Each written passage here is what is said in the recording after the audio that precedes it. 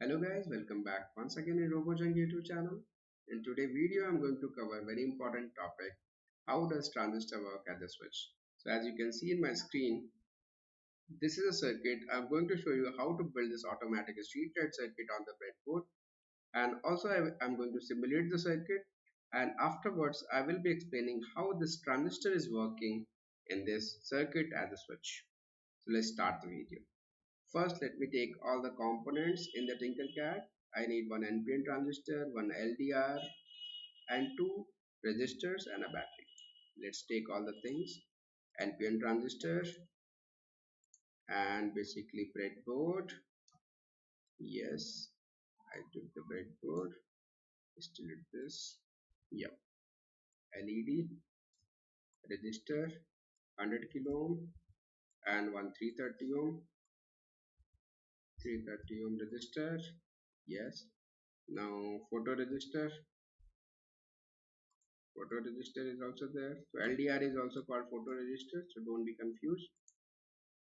And a 9-volt battery. So let me connect the battery here. So you can see negative of the battery I have connected in negative line because these holes are horizontally connected, and positive of the battery I have connected to positive line because these holes are horizontally connected. Now the way we connect the component on the breadboard is like this, because these holes are vertically connected. Just remember, we should never connect transistor or any component like this which has multiple legs. We have to always connect like this. Yes. Now let me first put everything on the breadboard. Yes. LED I'll keep it this side. This I'll keep it this side. Yes.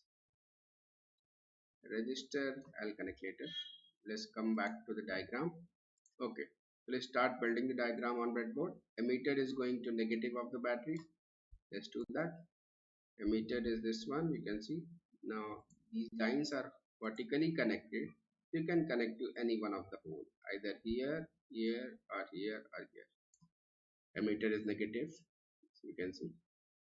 Now on the base, LDR is there. One of the leg of LDR is on the base, the other leg of LDR is going to negative. Base to negative. So base is here. Let me change the color. Yeah, base to negative. This is done. Now coming back to this, on the base there is one more resistor, 100 kilo ohm, that is base, and the upper one is going to positive. Base to positive, 100 kilo ohm, base to positive. Let's take this, connect to, yes, done. Now let's see, LED, negative of the LED is connected to collector, positive of the LED is connected with 330. Okay, so negative is connected to collector and positive is connected to 330, and that's going to positive. You can see it's going to positive. Okay, with 330 it's going to positive. So connections done. Now basically let me just do start simulation and show you the output. Start simulation, and if I click on photoresistor, you can see the LED is on, but if I take this in the sunlight area and the day area, you can see the LED is off. Nighttime LED on, daytime LED turns off. Nighttime LED turns on, daytime LED turns off. This happens automatically. So this is what basically automatic street light circuit. Now we will understand how exactly this is happening. Why in the daytime LED is turning off, in the night time why it is turning on. So let's understand this process. Turning off. So basically there are two resistors.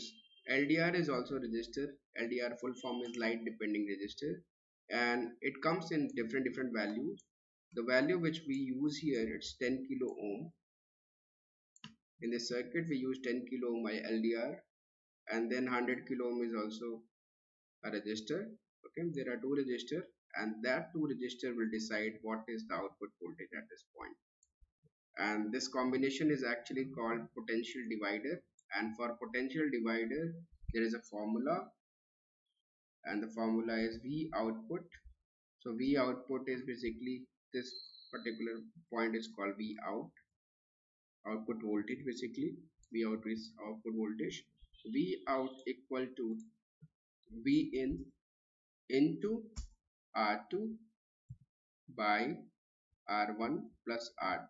This is the formula for potential divider. Okay. Now in my case, as you can see here, I have used 9 volt. So my input voltage is 9 volt. In this diagram, it is shown 6 volt. So let me basically delete this.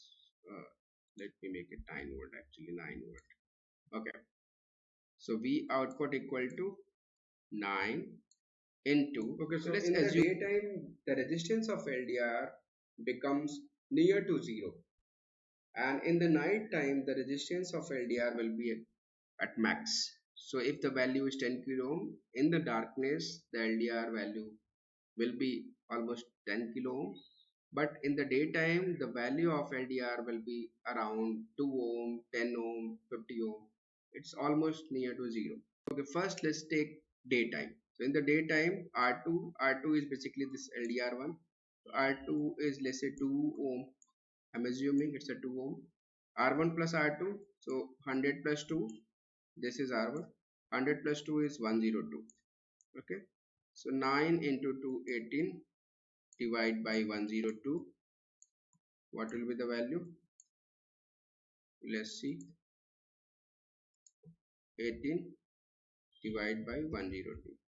So you can see the value is 0.1. 0.1 volt. In the daytime, the value on the base is 0.1 volt. The value on the base is 0.1 volt. And you know the way transistor works, you have to give at least 0.7 volt. Then only transistor will allow the current to flow from collector to emitter. Then only the current will flow from collector to emitter. This arrow is showing the current direction. So you have to apply at least 0.7 volt on the base at this particular point, then only transistor will be closed switch, otherwise it will be open switch. Now as you can see here, it was daytime and we calculated the output voltage at the base was 0.1, which was basically making it open switch. That's the reason in the daytime LED is not turning on, because there is no flow of current from collector to emitter. Now let's take night time. In the night time, what happens? The 9 V in into R2 is 10 kilo ohm, 10 kilo, 100 plus 10, 110, 110 kilo, right? 110 kilo, and kilo will be cancelled out. Okay, so 110, 9 10 is 90, 90 divided by 110. Okay, 0 cancel out, so 11 divided by 9. Let's do it. 11, sorry, 9 divided by 11. So we have 0.8 volt, and that is actually more than 0.7. So in the night time, basically it's 0.8 volt, and that's why the output on the base is basically 0.8 volt is coming during the night time, and transistor will be closed switch at this particular point, and then it will allow the current to flow from collector to emitter, and the LED will turn on because base got 0.8 volt. So I hope this is clear to you guys. Thanks for watching the video. Please hit a like button and subscribe RoboChan.